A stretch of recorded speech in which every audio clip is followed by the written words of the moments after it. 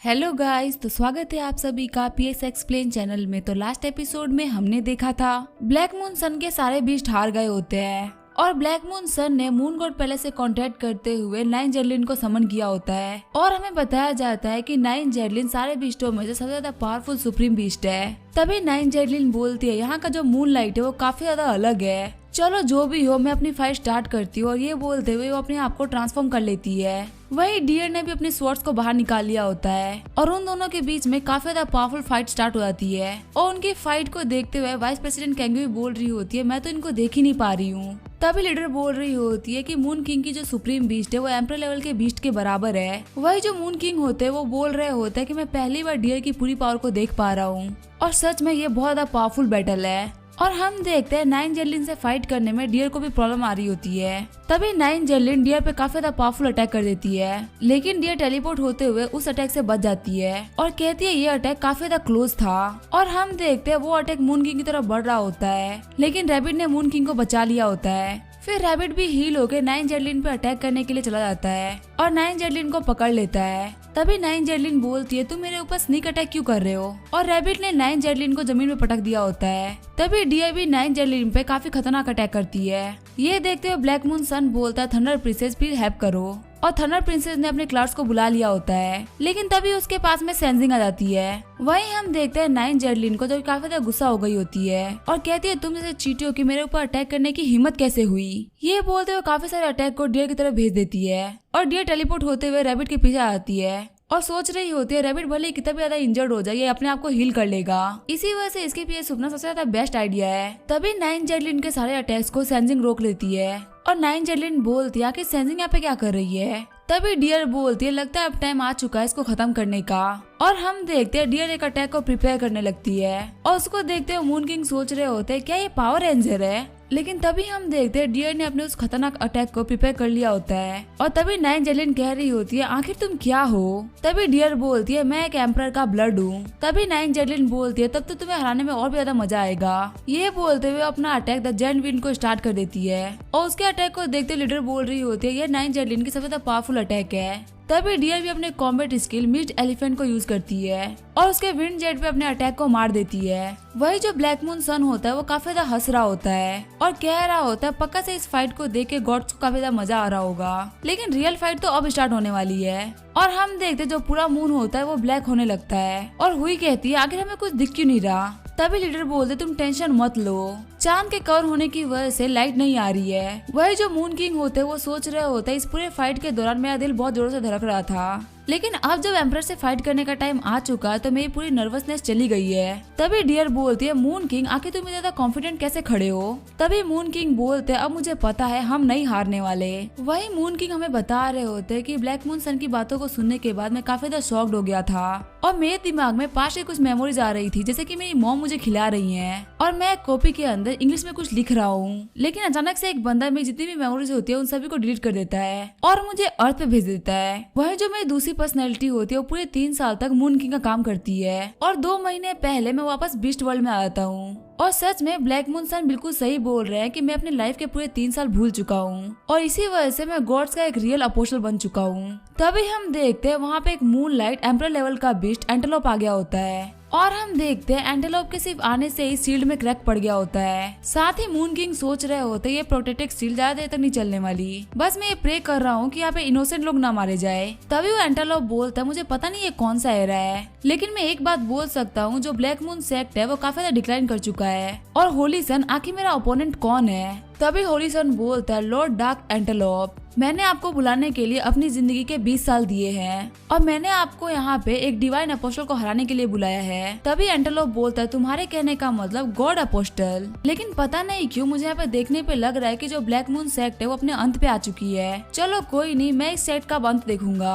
और हम देखते हैं मून किंग को जो कि कंपटीशन में जीते हुए डिवाइन वाटर को निकालते हैं। तभी डियर बोल रही होती है आखिर तुम क्या कर रहे हो, और मून किंग बिना कुछ बोले हुए उस डिवाइन वाटर के एक ड्रॉप को जमीन पे गिरा देते हैं। तभी डियर बोलती है ये एक एम्परर बीस्ट का डिवाइन वाटर है, आखिर तुमने इसको जमीन पे क्यों गिरा दिया। तभी मून किंग बोलते हैं उन लोगों के लिए रास्ता ढूंढने में काफी ज्यादा आसानी होगी। तभी डियर बोलती है आखिर तुम किसकी बात कर रहे हो, और फिर डियर पीछे मुड़ के देखने लगती है और बाकी सभी लोग भी पीछे मुड़ के देखने लगते हैं। तभी हम देखते हैं उन सभी की तरफ एक रोशनी आ रही होती है और लूना किंग बोलते हैं मैं बुक ऑफ मून का ओनर हूँ, साथ ही मैं मून गॉडेस का अपोस्टल हूँ। इसी वजह से मैं नॉर्दर्न इंडिया की जितनी भी फ्लैश बटरफ्लाईज है मैं उन सभी को समन करता हूँ। तुम सभी आके मेरे मेंबर्स बनो और मेरे साथ में कॉन्ट्रैक्ट साइन करो।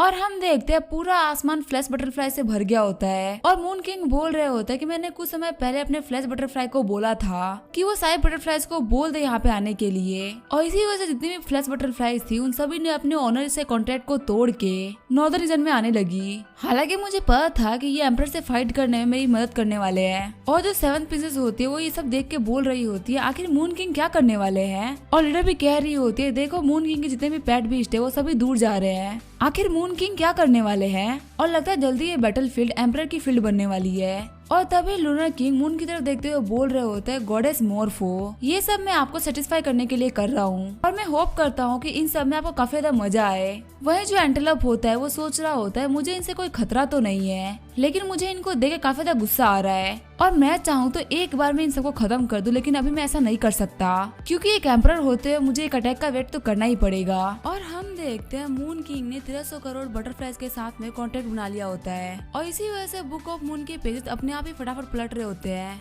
और मून किंग सोच रहे होते हैं आज तक कोई भी इतने सारे 20 से कॉन्ट्रैक्ट नहीं बना पाया होगा और ये सब मैं इसलिए कर रहा हूँ ताकि मुझे बुक ऑफ मून का एंड देखने को मिले, साथ ही मुझे एम्परर लेवल का रिवॉर्ड मिले। और मुझे भी पता है कि बुक ऑफ मून को गॉड्स ने हमारे लिए भेजा है तो इसकी पावर सही से यूज करना हमारे ऊपर है। और मुझे तो लगता है कि जो मेरी पावर है वो भी बहुत ज्यादा पावरफुल है क्योंकि इतने सारे बीस्ट के साथ में कॉन्ट्रैक्ट बनाने के बावजूद भी मुझे कुछ भी फील नहीं हो रहा क्योंकि नॉर्मली कोई 100 बीस्ट से ज्यादा के साथ में कॉन्ट्रैक्ट नहीं बना सकता। तभी हम देखते हैं बुक ऑफ मून का एक और पेज पलटता है और वहाँ पे बहुत सारी लाइटनिंग निकलती है। ये देखते हुए मून टेल फॉक्स बोल रही होती है इसका प्रेशर तो इतना ज्यादा है कि इससे एम्परर भी घबरा जाए। इसी वजह से मून किंग ने 3 साल पहले ब्लैक मून सेट को इजीली खत्म कर दिया था। और तभी उसके पीछे से एम्परर कैंग्यू आती है जिसको देख के वो काफी तक घबरा गई होती है। और एम्परर कैंग्यू बोलती है किंग ऑफ मून भले ही तुम नॉर्दर्न रीजन के रिप्रेजेंटेटिव हो या नहीं हो, लेकिन फिर भी तुम्हारा पोजीशन सबसे ज्यादा ऊपर है, लेकिन अब मेरे पास यहाँ पे कोई भी काम नहीं, इसी वजह से मैं यहाँ से जा रही हूँ। ये बोलते हुए एम्परर कैंग्यू यहाँ चली जाती है और मून टेल फॉक्स बोल रही होती है एम्परर कैंग्यू मेरे पीछे कब आ गई, मैं तो घबरा गई थी। फिर हम देखते हैं आसमान में बहुत ही बड़ी सी बटरफ्लाई बनने लगती है जिसको देख के होश रोने लगती है और कह रही होती है मैं मून किंग की मिरेकल को पहली बार देख रही हूँ लाइफ में। तभी ब्लैक मून सन बोलता है लॉर्ड डार्क एंटेलोप आखिर आप इसे डील कैसे करेंगे। और हम देखते हैं वो डार्क एंटेलोप रो रहा होता है और कह रहा होता है तुम चाहते हो कि मैं इससे फाइट करूं और मैं तुम्हें बता दूं कि ब्लैक मून सेक्ट अब खत्म होने वाला है। ये बोलते हुए वो ब्लैक मून सन को अपने ऊपर से उतार देते हैं और वो कह रहे होते हैं ये हमारी फाइनल एंडिंग है, इस एरा को ध्यान से देखो और इस पावर लेवल पे हम बिलोंग नहीं करते। तभी डार्क एंटेलोप बोलता है अपोस्टल ऑफ गॉड आपके ऐसे बंदे को मैंने आज तक कभी नहीं देखा। और हम देखते हैं मून किंग की आंखों में पूरा चांद बन गया होता है और हम देखते हैं उनके साथ जो बीस्ट होता है वो होता है 12 पैलेसेस में से एक, सेकंड पैलेस का गार्डियन, 8 विंग्ड मून मोनार्क। वही जो ब्लैक मून सन होता है वो बोल रहा होता है सच में ये बैटल ऑफ एम्परर्स है। तभी जो 8 मून मोनार्क है वो अपना पंख हिलाती है और उसके पंख हिलाने से काफी सारे लोग बेहोश हो गए होते हैं और उसकी एनर्जी को संभाल नहीं पा रहे होते। यहाँ तक जितने भी सुप्रीम बीस्ट होते हैं वो सभी अपने घुटनों पे आ गए होते हैं। मून टेल फॉक्स और हुआन कॉन बोल रहे होते हैं आखिर ये कैसी पावर है, सिर्फ अपने विंग को हिला के कॉन्टिनेंट को तबाह करने की पावर रखती है और शायद ऐसी पावर तो किसी के पास नहीं। वही जो एंटेलोप होता है वो बोल रहा होता है मैं बहुत ही ज्यादा खुश हूँ, मुझे अपनी लाइफ से कोई रिग्रेट नहीं।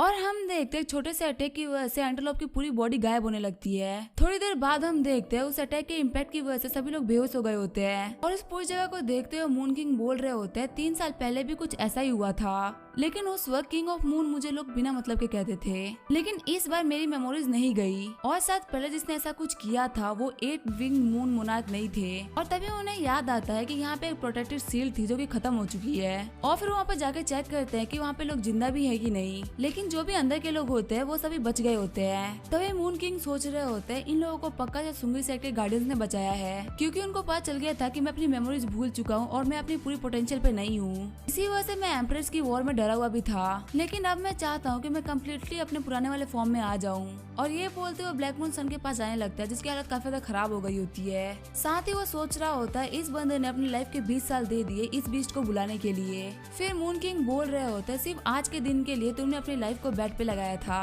और मुझे पता है कि तुम नहीं बचने वाले। तो फिर आखिर तुम्हें एक लाइफ और डेथ की बैटल करनी ही क्यों थी? तभी ब्लैक मून सन बोलता है मुझे पता चल गया था कि गॉड्स मुझे नहीं देख रहे। फिर मून किंग बोलता है तुम्हें क्या लगा तुम्हें मून गॉड से कोई ऐसा रिवॉर्ड मिलेगा जो तुम्हें सेव कर लेगा?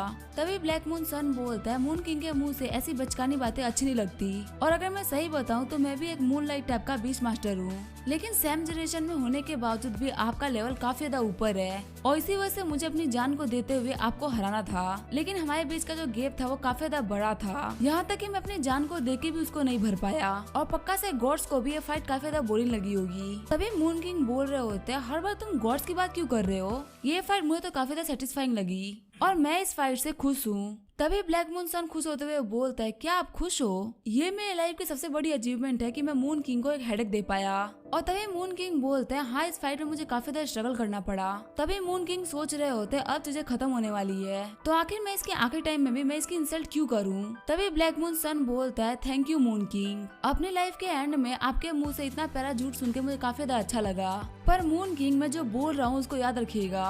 हो सकता है ये आपके सब कुछ भूलने का रीजन भी हो। मुझे पता है मैं 8 विंग मोनार्क को दूसरी बार फेस कर रहा हूँ, लेकिन भले ही 8 विंग मोनार्क यहाँ पे दोबारा आया था, लेकिन मुझे उसको देख के इतना डर नहीं लगा जितना कि 3 साल पहले लगा था। आपको पता है 3 साल पहले पूरे नॉर्दर्न टेरिटरी के 1/3 लोग हवा में गायब हो गए थे और उनके बारे में कोई बात नहीं करता कि आखिर वो लोग गए कहाँ। और 3 साल पहले मून किंग क्या हुआ था ये इतना ज्यादा सिंपल नहीं है, बस अपने यहाँ पे ध्यान रखिएगा क्योंकि यहाँ पे बहुत कुछ होने वाला है। ये बोलते हुए ब्लैक मून सन गायब हो जाता है और मून किंग बोल रहे होते हैं ब्लैक मून सन की डेथ के साथ में ब्लैक मून सेक्ट का आखिरी बंदा भी खत्म होता है, और पता नहीं इनको खत्म करने के बावजूद भी मुझे इतना अच्छा फील नहीं हो रहा। और पहले मुझे लग रहा था कि मैं सब कुछ भूलने के पीछे का रीजन ब्लैक मून सेक्ट है, लेकिन ऐसा बिल्कुल भी नहीं है। मुझे पता करना है कि आखिर ऐसी कौन सी पावर थी जिसने कि नॉर्दर्न टेरिटरी को 1/3 खत्म कर दिया, और लगता है ये जो पावर है वो मेरे भी रीच के बाहर है। फिर वो अपना सर पकड़ते हुए बोल रहा होता है मुझे आखिर इतना भारी फील क्यों हो रहा है? कम से कम जो मेरी फिलहाल की पावर थी वो तो खत्म हुई, और अब जो भी होगा वो मैं देख लूंगा। ये बोलते वो वहाँ पे बेहोश हो जाते हैं। फिर हमें कुछ घंटे बाद का सीन दिखा जाता है। हम देखते हैं मून टेल फॉक्स को जो कि उड़ गई होती है और वो बोल रही होती है मुझे काफी ज्यादा हेडेक हो रहा है, और सच में वो जो पावर थी वो काफी ज्यादा खतरनाक थी। और हुआन कुआन बोलता है वो 8th विंग मून लॉर्ड की पावर थी, तो ऐसा तो होना ही था। फिर मून टेल फॉक्स बोल रही होती है यहाँ पे जितने भी लोग देख रहे थे वो सभी अपने घर चले गए होंगे। तभी उसकी नजर एक व्हाइट डियर पे जाती है और हम देखते हैं उस व्हाइट डियर के पास में एक रैबिट आता है और वो कहता है ग्रेट डियर आखिर आपको इस मून गॉड फेस्टिवल की ओपनिंग कैसी लगी? मैंने अपनी तरफ से इसको बहुत एक्साइटिंग बनाया है, और आपको पता है पहले की जितनी भी चीजें थी वो सभी सामने आ रही है, और पता नहीं अब ये लोग क्या करेंगे। तभी डियर बोलती है मून गॉड आप ऐसा मत करिए, आखिर आप इस फेस्टिवल में इतना ज्यादा इंटरफेयर क्यों कर रहे हैं, और अगर आपने अगली बार ऐसा किया और आप नॉर्दर्न टेरिटरी में आए तो मैं आपको अलाउ नहीं करूंगी। तभी मून गॉड बोलता है मैं तो डर गया। फिर वो बोलता है आप मुझे गलत समझ रही है, मैं मून गॉड फेस्टिवल में ऐसे इंटरफेयर नहीं कर रहा। यहाँ वो बंदा जो कि गॉड के पावर से इंटरफेयर कर रहा है वो है जिसके पास में बुक ऑफ मून है, और चलो कोई बात नहीं मुझे इनमें से ऐसा कोई भी नहीं लग रहा जिससे मुझे खतरा होगा। ये बोलते वो वहाँ चला जाता है। वहीं वो डियर मून किंग को और व्हाइट स्पॉटेड डियर को देख रही होती है और फिर वो भी वहाँ से मुस्कुरा के चली जाती है। फिर हमें आधे घंटे बाद का सीन दिखा जाता है। हम देखते हैं मून टेल फॉक्स को जो कि यहाँ पे घबराई होती है और वो बोल रही होती है हम अभी भी जिंदा है, आखिर यहाँ पे क्या हो रहा था। वो जो डियर हमारे सामने खड़ी थी वो व्हाइट डियर क्लैन की गॉडेस है और उनको lord of sea of cloud भी कहा जाता है। वहीं जो रैबिट था वो था मून गॉड का मैसेंजर, वो वही करता है जो उसको मून गॉड करने को बोलते हैं। और ये जो व्हाइट डियर है वो लास्ट 20,000 सालों से मून गॉड फेस्टिवल में पार्टिसिपेट नहीं किया। अभी हम जिनकी बातें सुन रहे थे वो दोनों ही गॉड्स थे और सुन के लग नहीं रहा था कि इनका रिलेशनशिप कुछ ज्यादा अच्छा है। और हुआन कुआन बोलता जो गॉड्स होते हैं उनको हम जैसे नॉर्मल लोगों से कोई फर्क नहीं पड़ता, और हाँ तुम ऐसा प्रिटेंड करो कि हमने कुछ भी नहीं सुना और हम लोगों को कुछ भी नहीं पता है, और ये बात किसी को भूल के भी मत कहना। तभी हम देखते हैं उनके पीछे एक लाइट चमकती है और वो लोग बोल रहे होते अब कौन आ गया, और हम देखते हैं वहाँ पे होस्ट आई होती है और वो बोल रही होती है क्या सच में यहाँ पे गॉड आए थे। ये सुन के मून टेल फॉक्स सोच रही होती है क्या जो ह्यूमंस है वो गॉड्स की प्रेजेंस को फील कर सकते हैं, और आखिर यहाँ पे कब आई हमने इसको नोटिस नहीं किया। तभी जो होस्ट के हाथ में चिड़िया होती है वो बोल रही होती है लगता है गॉड जा चुके हैं। तभी मून टेल फॉक्स बोलती है एक्टिंग करना बंद करो और सच में बताओ तुम कौन हो। तभी वो होस्ट बोलती है मैं सुंगे सेट की नॉर्मल सी एक मेंबर हूँ जिसके बारे में जानने की आपको कोई भी जरूरत नहीं है, और आप दोनों ग्रेट एम्परर्स हमारे टेरिटरी में आए और हम आपको अटेंड नहीं कर पाए, इसके लिए हमें माफ कर दीजिएगा। तभी वो होस्ट बोलती है मेरे हाथ में छोटे से जेंटलमैन है जो कि आपसे बात करेंगे। तभी हम देखते वो छोटी सी बर्ड काफी ज्यादा गुस्सा होती है, लेकिन उस उस बर्ड को देख के हुआन कुआन और मूनटेल फॉक्स काफी ज्यादा डर जाते हैं और अपने घुटनों पे आ जाते हैं। और मूनटेल फॉक्स सोच रही होती इस छोटी सी चिड़िया का हमारी तरफ से एक बार देखना ही हमारे अंदर की पूरी एनर्जी को सोख गया। तभी वो चिड़िया अपने रियल फॉर्म में आ जाती है और कहती है मैंने तो अभी हेलो भी नहीं बोला और तुम लोग अपने घुटनों पे आ गए। और हम देखते हैं ये होती है सुंगई साइड की guardian divine sea band the moon and the bow. तभी डिवाइन सी बोलते तुम मेरे बिना परमिशन के मेरे टेरिटरी में आके रूल्स को ब्रेक किया है और अब तुम लोग अगले एक साल तक मेरे टेरिटरी को छोड़ के कहीं नहीं जा सकते और तुम ये इन्फॉर्मेशन किसी को पास नहीं कर सकते। और मूनटेल फॉक्स और हुआन कुआन तुम याद रखना अगर तुमने ऐसा कुछ किया तो तुम्हें बहुत बड़े डिजास्टर को फेस करना होगा। हालांकि जो मून गॉड फेस्टिवल है अभी उसकी स्टार्टिंग है, इसी वजह से मैं कुछ नहीं कर सकती, लेकिन फिर भी तुम लोग मून पैलेस से हो जिसने पहला रूल तोड़ा है तो तुम्हें छोटी सी पनिशमेंट तो मिलनी ही चाहिए। ये बोलते हुए वो एक बहुत ज्यादा पावरफुल अटैक प्रिपेयर करती है और सुंगई साइड के हाईटेक वेपन को यूज करते हुए काफी खतरनाक अटैक कर भी देती है जिससे वो एक बार में मून गॉड पैलेस को तबाह कर देती है। और वहाँ पे जितनी भी हेड होती है वो बोल रही होती है आखिर यहाँ पे क्या हुआ। और जो मून गॉड पैलेस की गार्डन होती है वो अपने घुटनों पे आके माफी मांगती है और वो कह रही होती है हमें माफ करेगा, हमें आपको प्रोवोक करने का कोई भी इरादा नहीं था, प्लीज शांत हो जाइए। फिर वो अपने लोगों पे चिल्लाते हुए बोलती है आखिर कौन था जिसने मूनटेल फॉक्स को वहाँ पे भेजा। तभी हम देखते हैं फोर्थ कंकूबाइन बाहर निकलती है और गार्डियन बोलते हैं फोर्थ कंकूबाइन मैं आपसे तुम्हें 10 प्लेयर कंकूबाइन से बाहर निकालती हूँ और फोर्थ कंकूबाइन आप 3 दिन के अंदर से मून गॉड पैलेस से निकल जाओ। फिर हम देखते हैं फोर्थ कंकूबाइन को जो कि अकेले खड़ी होती है और एक फोटो देख रही होती है और बोलती है कि लोग बोलते हैं कि नॉर्दर्न टेरिटरी के अंदर कोई मून गॉड पैलेस एग्जिस्ट नहीं करता था, लेकिन जो मेरी सिस्टर थी वो नॉर्दर्न टेरिटरी की ही ब्रांच मास्टर थी। और आखिर 3 साल पहले क्या हुआ और तुम्हें मेरे क्वेश्चन का आंसर देना ही पड़ेगा मून किंग सूलियांग, क्योंकि तुम मेरे नेफ्यू हो। तभी सीन चेंज होता है, हम देखते हैं मून किंग को जो अपनी आंखें खोलते हैं और वो देखते हैं वो बादलों पे होते हैं और तभी उनके पास में वो रैबिट आता है। तभी मून किंग बोलते हैं तुम तो मूनलाइट रैबिट हो और आखिर तुम यहाँ पे क्या कर रहे हो। ये बोलते वो रैबिट के सर पे हाथ रखने लगते हैं। तभी रैबिट बोलता है तुम्हें मुझे छूने की हिम्मत कैसे हुई ठरकी। तभी मून किंग बोलते हैं क्या ये बोल सकता है, बोलने की पावर तो हाई लेवल के बीस्ट के पास भी नहीं होती और लो लेवल के बीस्ट के लिए ये तो इम्पॉसिबल है। फिर मून किंग बोलते हैं एक्टिंग करना बंद करो, आखिर तुम कौन हो। तभी वो रैबिट बोलता तुमने मुझे गलत समझ लिया, मैं तो यहाँ पे तुम्हें गिफ्ट देने के लिए आया था। तभी मून किंग बोलते हैं कैसा गिफ्ट। तभी वो रैबिट बोलता है ये है मून गॉड फेस्टिवल का गिफ्ट और ये है बुक ऑफ मून के बचे हुए पेजेस और तुम्हें इनमें से चुनना है। पहला है सुप्रीम पेट बीस्ट, दूसरा है बुक ऑफ मून के बचे हुए पेजेस और तीसरा है इमोर्टलिटी। तो सूलियांग आखिर तुम क्या चुनोगे। लेकिन हाँ 1 मिनट रुकना, मैं भूल गया था जो मेरा बुक ऑफ मून है उसको किसने चुरा लिया था। तभी मून किंग बोलते क्या तुम्हारी बुक ऑफ मून, तुम्हारे कहने का मतलब तुम मून गॉड हो और तुम हो the tearful moon Taiyin concubine last moon god festival के विनर। तभी मून किंग सोच रहे होते हैं लगता है ये कोई गाइड है जो कि मुझे ड्रीम में सब कुछ बता रहा है। मुझे लगा था कि मैं मून गॉड का रिप्रेजेंटेटिव हूँ लेकिन मैं वो नहीं हूँ। तभी वो रैबिट बोलता अब मैं मजाक नहीं करूंगा, सच में सेकंड पैलेस के गार्डन को बुलाना काफी ज्यादा मुश्किल बात है और तुम मेरी टीम को ज्वाइन कर लो और मेरे लिए मून गॉड फेस्टिवल को जीतो। फिर मून गॉड बोलता है तुम्हारे कहने का मतलब क्या है, मैं मून गॉडेस मोर्फो का एंजल हूँ और वहीं तुम हो सन कंकूबाइन और आखिर मैं तुम्हारे क्लैन को कैसे ज्वाइन कर सकता हूँ, हम तो दुश्मन है ना। तभी रैबिट बोलता है मुझे गलत मत समझना पर मुझे 8 विंग मून मोनार्क की पावर चाहिए और क्या तुम्हें भी एम्परर कैंग्यू को नहीं हराना है। अगर तुम मुझे 8 विंग मून मोनार्क की पावर देते हो और मेरी टीम को ज्वाइन करते हो तो चाहे वो एम्परर कैंग्यू ही हो या उससे ज्यादा पावरफुल एग्जिस्टेंस, मैं तुम्हें उसे हराने में मदद करूंगा और ये काम जो तुम्हारे कमजोर दोस्त है वो नहीं कर सकते। और यहाँ तक कि जो तुम्हारा मूनलाइट रैबिट है वो एक डिफेक्टेड पीस है और उसके अंदर थोड़ा बहुत मेरा ब्लड है जिसकी वजह से वो थोड़ा बहुत भी पावरफुल है और उन सभी को छोड़ दो और मेरे साथ में आ जाओ। मैं तुम्हें ऐसी पावर दूंगा जो कि सबको तबाह करने की पावर रखती हो और मैं तुम्हें एक परफेक्ट ब्लड लाइन वाला बीस्ट दूंगा। तभी मून किंग को बाकी सारे बीस्ट याद आते हैं और वो तायान कंकूबाइन को झटक देता है और कहता है मैं तुम्हारे ऑफर को रिजेक्ट करता हूँ। तभी तायान कंकूबाइन बोलती है मैं तुम्हारे हर एक डिजायर को सेटिस्फाई कर सकती हूँ और तुमसे पहले वाला जो अपोस्टल था वो भी बिल्कुल ऐसा ही था, लेकिन आखिर में उसने मुझे फॉलो किया और मेरी टीम को ज्वाइन किया और अगर सच बताओ तुम्हारी जो एग्जिस्टेंस है वो मेरे लिए काफी ज्यादा जरूरी है। इसी वजह तुम चाहे मेरे साथ कैसे भी बिहेव करो लेकिन मैं तुम्हें मार तो नहीं सकती। चलो ठीक है मैं तुम्हें अभी भी एक मौका देती हूँ। तभी मून किंग बोलता है नहीं मैं ऐसा कभी नहीं करूंगा और मुझे पता है कि तुम मुझे यहाँ पे ऑफर देने के लिए क्यों आई हो। जो मून गॉड है वो किसी के विशेष को पूरा कर सकते हैं अगर तुम मून गॉड फेस्टिवल को जीतो। इसी वजह से तुम मुझे यहाँ पे अपनी टीम में ज्वाइन कराने के लिए आई हो क्योंकि तुम्हें लग रहा है कि इस बार फाइनल थ्रोन पे मैं बैठूंगा और तुम्हारे पास कोई भी हक नहीं कि तुम्हें साथी को कमजोर बोलो। एक दिन मैं उन्हीं कमजोर लोगों को ला के तुम्हारी जगह पे तुम्हें हराऊंगा और तुम्हारे से डीमन के अपोस्टल को हरा के अपने थ्रोन को वापस लूंगा और जब तक मैं मून गॉडेस मोर्फो का अपोस्टल जीत नहीं जाता हूँ तब तक तुम घबराओ और डर में जियो कि मैं कब तुम्हारे पास में आऊंगा। और ये बात सुन के तायान कंकुबाइन हंसने लगती है और वो अपना रैबिट का फॉर्म लेते हुए बोलती है, मून गॉडेस मॉर्फो का अपोस्टल, तुम्हें देख के लग रहा है कि तुम काफी ज्यादा कॉन्फिडेंट हो। मैं तुम्हारा काफी बेसब्री से वेट करूंगी, लेकिन एक बात याद रखना, जो मेरे डिसेंडेंट है वो इन्वॉल्व हो रहे हैं और वो एक परफेक्ट फॉर्म लेके इस वर्ल्ड में फिर से रीअपियर हो रहे हैं और शायद तुम उनसे आगे ना निकल पाओ तो तुम मेरे तक क्या पहुंच पाओगे। याद रखना, एक बहुत बड़ा डिजास्टर तुम लोगों की तरफ बढ़ रहा है। और अभी ये फाइट नॉर्मल सेक्स के बीच में नहीं रही, और अभी ये फाइट है moon king Suliang versus moon goddess Taiyin concubine. और हम देखते हैं वहाँ पे सब कुछ अंधेरा हो जाता है और मून किंग बेहोश हो जाते हैं। फिर हमें उस बैटल के 10 दिन बाद का सीन दिखा जाता है। सुंगुई सेट फिर से रिबिल्ड कर रहा होता है। वही हम देखते हैं बाहर से दो बंदे जो कि सुंगुई सेट को देख रहे होते हैं और उनमें से एक लड़की बोलते, सच में मुझे काफी ज्यादा डर लग रहा है। दो एम्प्रेस की फाइट का जो ऑर्डर था वो अभी तक यहाँ पे खत्म नहीं हुआ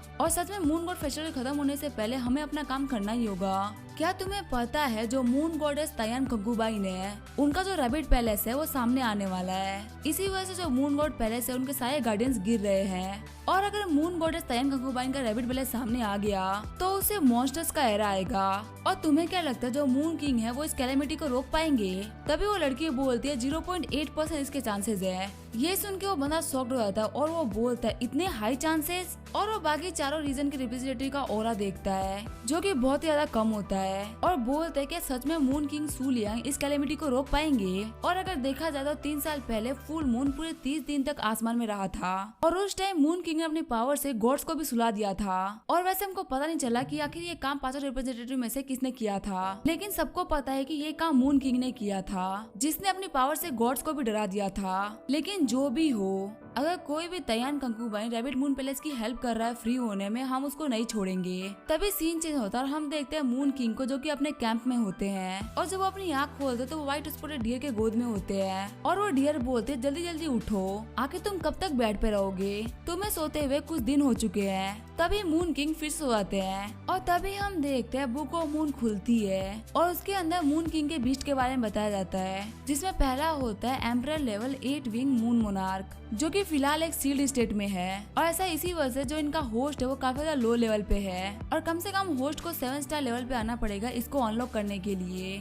या फिर होस्ट को 100 बिलियन फ्लैश बटरफ्लाईज चाहिए इसको अनलॉक करने के लिए। और फिलहाल मून किंग के पास में 1300 करोड़ फ्लैश बटरफ्लाईज है, लेकिन वो सभी अभी सील्ड स्टेट में है क्योंकि जो मून किंग का लेवल है वो बहुत ज्यादा कम है। वो उन सबको एक बार में समन नहीं कर सकते। जब फुल मून नाइट का दिन आएगा तो वो 1 लाख फ्लैश बटरफ्लाईज को एक साथ समन कर सकते हैं। और तीसरा उनके पास में इंटरमीडिएट लेवल का जेट टेल रैबिट और उसके पास में मून बॉडी नहीं है। और चौथा है हाई लेवल का मून इन द लैक। तभी मून किंग सोच रहे होते हैं इसके अंदर डियर का और सेंसिंग का नाम इसी वजह से नहीं है क्योंकि मैंने उनके साथ में कॉन्टेक्ट नहीं किया है, वो लोग ऐसे ही मेरी हेल्प करते हैं। तभी डियर मून किंग को हिट करते हुए बोलती है क्या तुम मुझे सुन पा रहे हो, लेकिन तभी मून किंग पलट के सो जाते हैं। तभी साइड में सेंसिंग बोलती है 10 दिन हो चुके हैं, आखिर आप कब तक सोने वाले हैं। और ये सुन के मून किंग काफी ज्यादा शॉक्ड हो जाते हैं और वो उठ जाते हैं और वो बोल रहे होते हैं मैं तो भूल ही गया था कि यहाँ पे सेंसिंग भी है। तभी मून किंग पूछते हैं आखिर सिचुएशन कैसी है और डियर बताती है जो स्कूल है वो फिर से बन रहा है और नॉर्दर्न टेरिटरी फिर से अपने पीस को वापस गेन कर रही है, लेकिन सेंट्रल टेरिटरी बिल्कुल भी ठीक नहीं है। जो तायान कंकुबाइन रैबिट मून पैलेस है वो अवकन होने वाला है और इसी वजह से मून गॉड पैलेस पे लगातार अटैक हो रहा है और पिछले आधे महीने से उनकी हालत बिल्कुल भी ठीक नहीं है क्योंकि अगर एक बार सारे पिलर्स टूट गए तो रैबिट पैलेस की लेजेंडरी गार्डियन सामने आ जाएगी और सच में वो बहुत ही ज्यादा पावरफुल है। तभी मून किंग बोलता है क्या तुम रैबिट पैलेस की गार्डियन को जानती हो। तभी सेंसिंग बोलती है वो डिमोनिक 7 स्टार पे है और यहाँ तक कि उसने लास्ट एरा के मून गॉड फेस्टिवल के विनर को भी चैलेंज किया था और वो उसको भी हराने वाली थी और उसका नाम है व्हाइट जेड फीट और रैबिट पैलेस की फॉर्मर मास्टर और उसको लास्ट एरा का मून किंग भी कहा जाता था। तभी मून किंग सोच रहे होते हैं लास्ट एरा के मून गॉड फेस्टिवल का जो विनर था वो मूनलाइट बीस्ट मास्टर था ही नहीं, वो तायान कंकुबाइन थी जो कि मूनलाइट सिस्टम से बिलोंग ही नहीं करती। और सच में यहाँ पे क्या हो रहा है मुझे बिल्कुल भी समझ में नहीं आ रहा। तभी मून किंग बोलते हैं आखिर व्हाइट जेड फीट को सील क्यों किया गया। तभी सेंसिंग बोलती है इस बारे में मुझे भी नहीं पता क्योंकि कुछ हजारों सालों तक मैं सोती रही थी। फिर हम देखते हैं सेंसिंग और डियर चुप हो जाती है। तभी मून किंग सोच रहे होते हैं कि ये चुप क्यों हो गए, मुझे घूर क्यों रहे हैं, क्या मैंने सोते हुए इन लोगों के साथ कुछ किया था क्या। और तभी हम देखते हैं मून के अपने कैंप से बाहर आ रखे होते हैं और उनको एक लात पड़ी होती है। तभी वो सोच रहे होते हैं कि मैंने ऐसा किया क्या जिसकी वजह से मुझे मार पड़ी, और सच में इसने मुझे बहुत जोर से मारा है, मैं बाद में इसको लेसन सिखाऊंगा।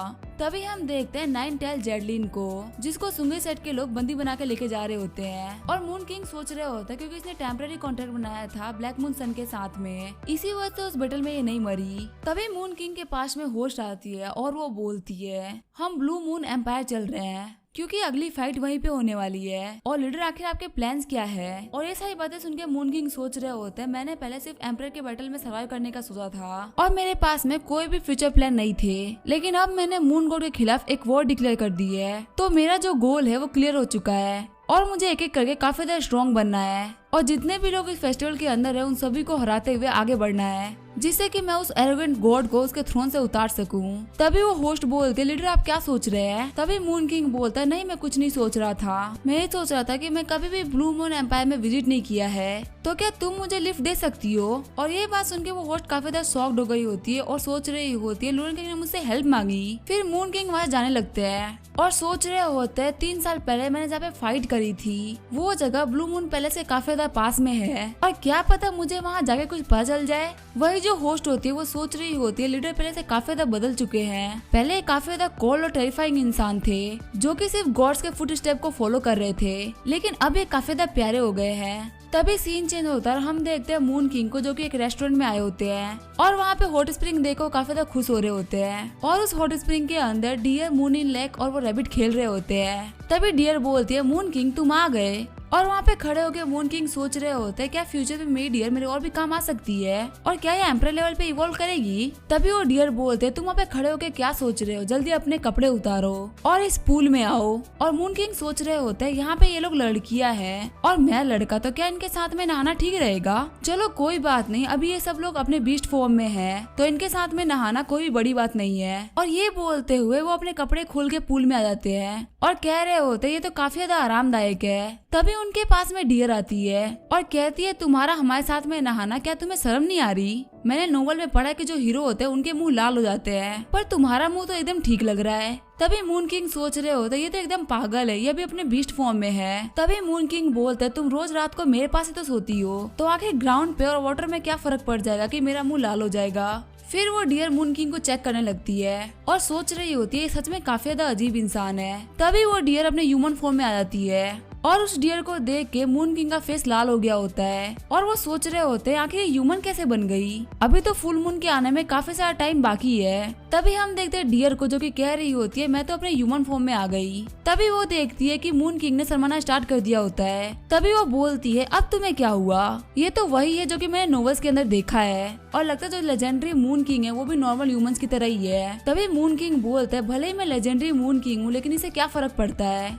हूँ तो मैं भी एक इंसान ही ना। तभी वो डियर बोलते तुम अभी भी काफी ज्यादा हार्ड रिएक्ट कर रहे हो, तुम्हें ऐसा रिएक्ट नहीं करना चाहिए, तुम्हें यहाँ पे और थोड़ा शर्माना चाहिए। लेकिन तभी मून किंग उसको धक्का दे देते हैं और फिर वो डियर को गले लगाते हुए बोलते हैं मुझे ज्यादा परेशान मत करो। और तभी डियर लूरन किंग के गले पे काट लेती है जिससे मून किंग काफी ज्यादा जोर से चिल्लाते हैं। फिर थोड़ी देर बाद हम देखते हैं वो पानी से बाहर आ गए होते हैं और वो सेंसिंग से कहते हैं कुछ भी नहीं हुआ, मेरे गले पे मॉस्किटो ने काट लिया। तभी मून किंग सोच रहे होते हैं मुझे डियर के साथ में कॉन्ट्रैक्ट साइन करना होगा, तभी मैं उसको सबक सिखा पाऊंगा, लेकिन अभी मैं सिर्फ 1 स्टार रैंक पे हूँ, अगर मैं उसके साथ में कॉन्ट्रैक्ट साइन करता हूँ तो उसकी कुछ लिमिट हो जाएगी। और सच में उसने आज तो हद ही पार कर दी थी। फिर सीन चेंज होता है, ब्लू मून एम्पायर का सीन दिखा जाता है और ब्लू मून एम्पायर को देख के मून किंग बोल रहे होते हैं सच में ये जगह काफी ज्यादा प्रॉस्परस है। और मून किंग को देख के सभी लोग बोल रहे होते हैं आखिर मून किंग ऐसे बिहेव क्यों कर रहे हैं। तभी वो जो होस्ट होती है वो बोलती है जो ब्लू मून एम्पायर है वो कुछ दिनों के अंदर इतना प्रॉस्परस हुआ है और ये किया है लॉर्ड सागिटेरियस ने। और लॉर्ड सागिटेरियस ने ये बात भी बोली थी कि 10,000 साल पहले जो टेक्नोलॉजी थी वो आज की टेक्नोलॉजी से भी काफी ज्यादा एडवांस थी, लेकिन 2 ओवरलॉर्ड टाइप के बीस्ट के फाइट ने पूरे वर्ल्ड को तबाह कर दिया और जो टेक्नोलॉजी थी वो हजारों साल पीछे चली गई। तभी मून किंग बोलते अच्छा ऐसा भी कुछ हुआ था। तभी वो होस्ट बताती है उस फाइट के अंदर बिलियंस ऑफ लोग मारे गए थे और उन दोनों ओवरलॉर्ड्स को ये सब करने की वजह से उनको पनिशमेंट मिली थी। तभी वो सेंसिंग होती है, वो सोच रही होती है इस बेवकूफ को तो ये भी नहीं पता कि आखिर वो दोनों ओवरलॉर्ड्स कौन थे और ये मुझे बोल रहा है कि ये मेरा कवर मुझे वापस दिलाएगा।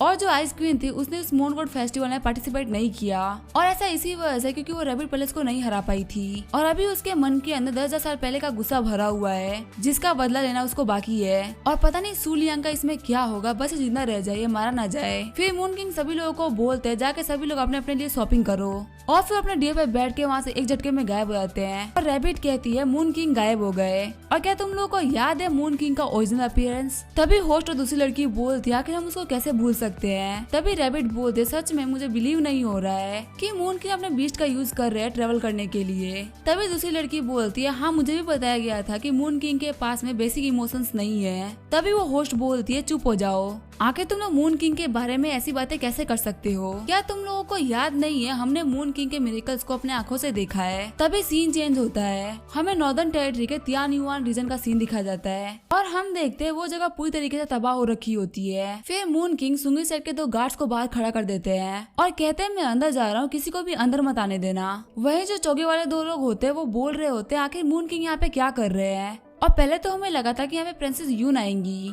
लेकिन यहाँ पे मून किंग सबसे पहले आए हैं और सच में मुझे यहाँ पे बहुत सारे गोड्स का ऑरा फील हुआ था। तभी वो दूसरा बंदा बोलता है मैं अंदर जा रहा हूँ ताकि मैं देख सकूँ आखिर अंदर क्या चल रहा है, और अगर मैं अंदर मार जाता हूँ तो ये बात समझ लेना कि जो मून किंग है वही रियल गॉड है और वही सभी लोगों की हेल्प करने वाले हैं कैलेमिटी से बचने के लिए। और हाँ जो हमारी फोर्सेस है उनको भी बोल देना मून किंग की हेल्प करने के लिए। फिर हम देखते हैं मून किंग उस तियान युआन के अंदर आ गए होते हैं और कह रहे होते हैं पता नहीं क्यों पूरा दिन अभी बाकी है और मुझे घबराहट हो रही है कि यहाँ पे कुछ ना कुछ तो होने वाला है। और ये फिलहाल के लिए लास्ट पार्ट होने वाला है और हम अपने इस वीडियो को यही पे एंड करेंगे। वीडियो देखने के लिए थैंक यू।